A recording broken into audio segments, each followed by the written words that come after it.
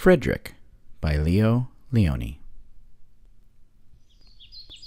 All along the meadow where the cows grazed and the horses ran, there was an old stone wall.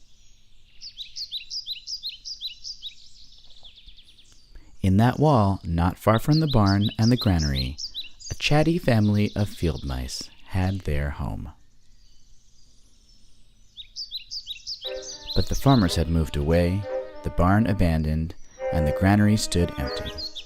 And since winter was not far off, the little mice began to gather corn and nuts and wheat and straw. They worked all day and night, all except Frederick.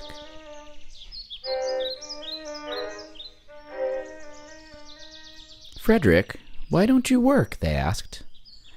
"I do work," said Frederick. "I gather sun rays for the cold, dark winter days."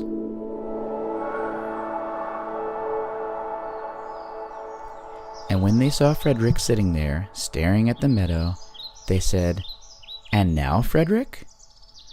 "I gather colors," answered Frederick simply, "for the winter is gray."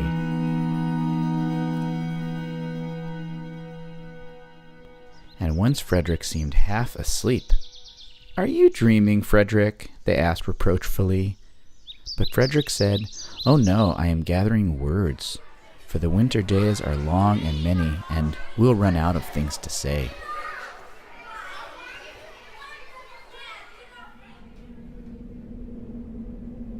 The winter days came, and when the first snow fell, the 5 little mice took to their hideout in the stones.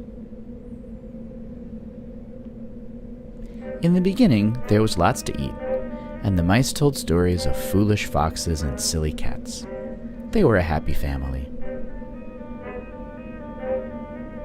But little by little, they had nibbled up most of the nuts and berries, and the straw was gone, and the corn was only a memory.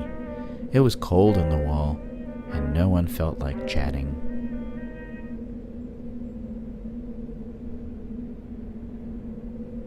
Then they remembered what Frederick had said about sun rays and colors and words.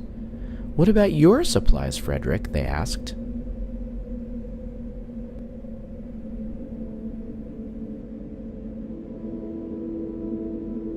"Close your eyes," said Frederick, as he climbed on the big stone. "Now I send you the rays of the sun. Do you feel how their golden glow?"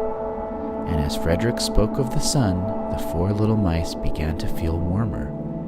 Was it Frederick's voice? Was it magic? "And how about all the colors, Frederick?" they asked anxiously. "Close your eyes again," Frederick said, and when he told them of the blue periwinkles, the red poppies in the yellow wheat, and the green leaves of the berry bush, they saw the colors as clearly as if they had been painted in their minds.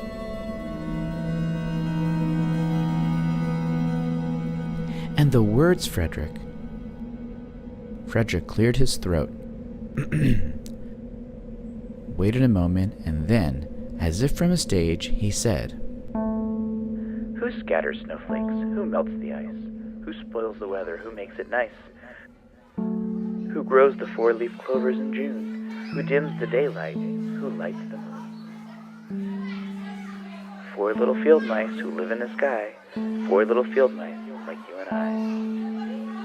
One is the spring mouse who turns on the showers, and then comes the summer who paints the flowers.